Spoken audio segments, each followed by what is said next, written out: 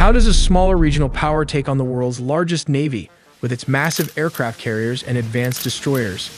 Well, Iran's strategy isn't to face the US head-on. It is to rely on asymmetric warfare. Take this for example. These two civilian ships are sailing near an aircraft carrier. Everything looks completely normal. But then, with the press of a button, a shipping container doors opens up and out comes a missile. These are the self-made Iranian anti-ship missiles, which can still pack a punch.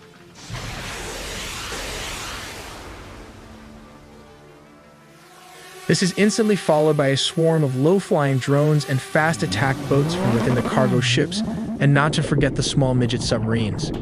These submarines can launch torpedoes at the same time. In quick succession, it can pass through the carrier's strike group defense system and even achieve 10% impact. They might not sink the carrier, but they can damage it enough to make the waters too dangerous for the US to operate in. So let's look at the 4 key tactics they would likely use. Tactic 1. First and perhaps most famous is the swarm. The Islamic Revolutionary Guard Corps Navy operates hundreds of small, fast attack craft armed with heavy machine guns, rockets, and anti-ship missiles. The tactic here is simple, but deadly. Instead of trying to fight a US destroyer one-on-one, which they would lose, they deploy dozens of small boats simultaneously from every direction. The goal is to overwhelm the US ship's defensive systems, like the phalanx, by presenting more targets than the ship can track and destroy at once. Moving to Tactic 2, mining the strait. Next, we have the silent killer, mining the Strait of Hormuz. This is the world's most critical oil choke point. Iran maintains an inventory of thousands of naval mines, including smart mines that can listen for the specific acoustic signatures of enemy ships. In a conflict, Iran could use submarines, small boats, or even disguised civilian vessels to drop mines right into the shipping lanes. The goal here isn't just military, it's economic. This would deny the US Navy safe passage and immediately spike global oil prices, inflicting massive economic pain on the US and its allies. Here comes Tactic 3, the kill zone. Third is the geographic advantage, coastal missile batteries. The Iranian coastline is mountainous and rugged, perfect cover for mobile missile launchers. The regime also employs shoot-and-scoot tactics using truck-mounted cruise and ballistic missiles. They fire a missile and immediately move to a new hiding spot before the US can strike back. This effectively turns the Gulf into a kill zone, where US ships are under constant threat of fire from land with nowhere to hide. Tactic 4. We have the ambush threat, midget submarines. The Persian Gulf is actually quite shallow, which makes it difficult for massive US nuclear submarines to operate. However, it is perfect for Iran's fleet of diesel-electric mini-subs, like the Ghadar class. These small subs can sit silently on the seafloor, waiting for a target to pass overhead before firing torpedoes. It's a surprise ambush tactic designed to damage high-value assets, like carriers or destroyers, while remaining almost impossible to detect by sonar.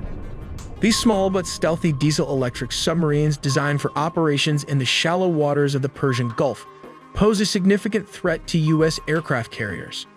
The Ghadar-class submarines, which are difficult to detect due to their small size and low acoustic signature, could position themselves in strategic locations near key naval choke points, such as the Strait of Hormuz. Equipped with heavyweight torpedoes and capable of deploying naval mines, these submarines could launch surprise attacks on US aircraft carriers. By waiting in ambush near expected carrier movements, Ghadar-class submarines could fire a coordinated torpedo strike, targeting the hull and propulsion systems of US carriers. A successful torpedo strike on an aircraft carrier could disable its flight deck operations, significantly reducing the US Navy's ability to project air power in the region. Additionally, these submarines could lay underwater mines in critical sea lanes, forcing US warships into predetermined ambush zones where Iranian missile and drone attacks could follow up. Tactic 5. We can't ignore the aerial threat. This is drone warfare. Iran has invested heavily in becoming a drone superpower in the Middle East. In a conflict, they would use UAVs not just for surveillance, but as loitering munitions, essentially suicide drones. The tactic is to launch them in massive waves to crash into the sensitive radar dishes and flight decks of US ships. The goal is to blind the fleet's sensors and halt flight operations, leaving the ships vulnerable to missile attacks. Let's look at Tactic 6. The U.S. fleet relies on ports in Bahrain and air cover from bases in Qatar to sustain the fight. Iran possesses the largest ballistic missile arsenal in the Middle East. Their strategy includes massive missile barrages targeting these static headquarters and logistical hubs. The goal isn't just to destroy buildings, but to deny the U.S. Navy the fuel, ammo, and command support it needs to stay in the fight. If the ships have nowhere to dock, they can't stay in the Gulf.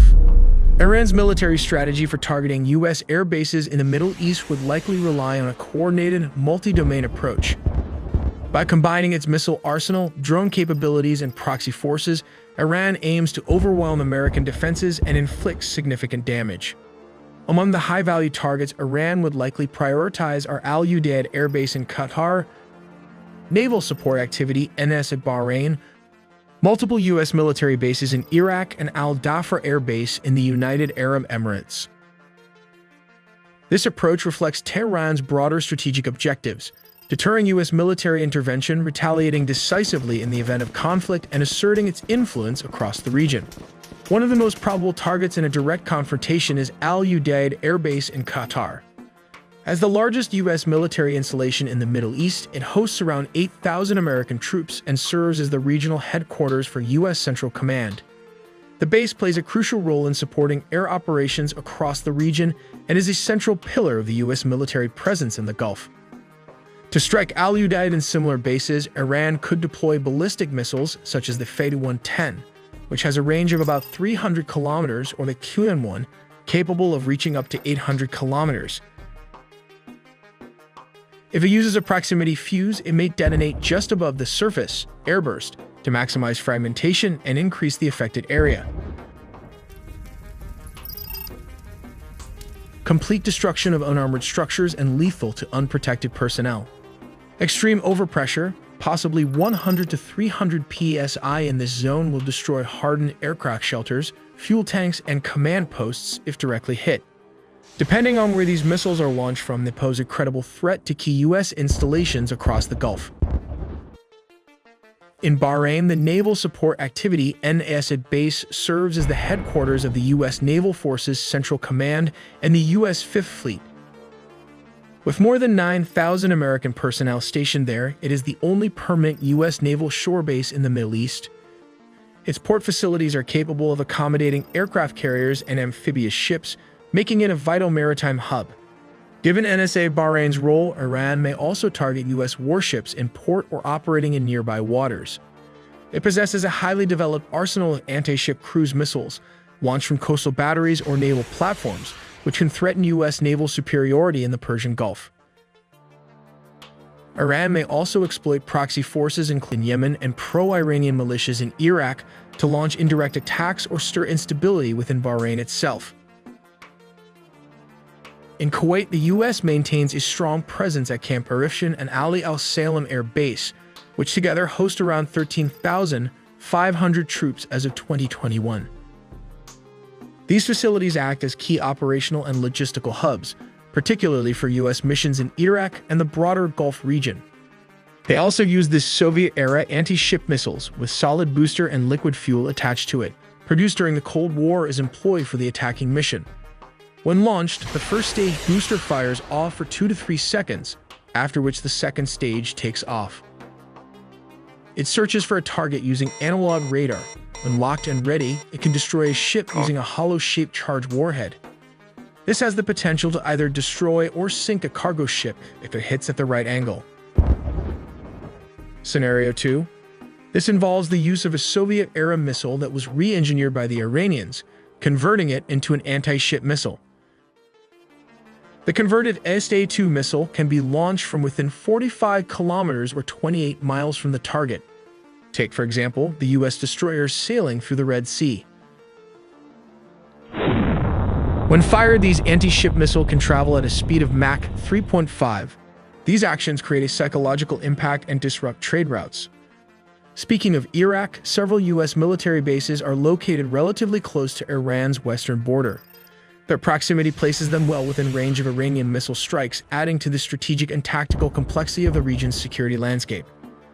Iran's missile forces are dispersed across hardened underground bases and mobile launchers, which enhance their survivability and make rapid, surprise strikes more feasible. These launch platforms are designed to withstand preemptive attacks and deliver quick retaliatory blows. In terms of targeting, Iran would likely aim to paralyze air operations by striking runways, fuel storage facilities, aircraft shelters, command centers, and logistics nodes. The objective would be to degrade U.S. combat capability quickly and limit its ability to respond effectively. But if you want to understand U.S. new military strategy on the Middle East, check out our future upcoming video here.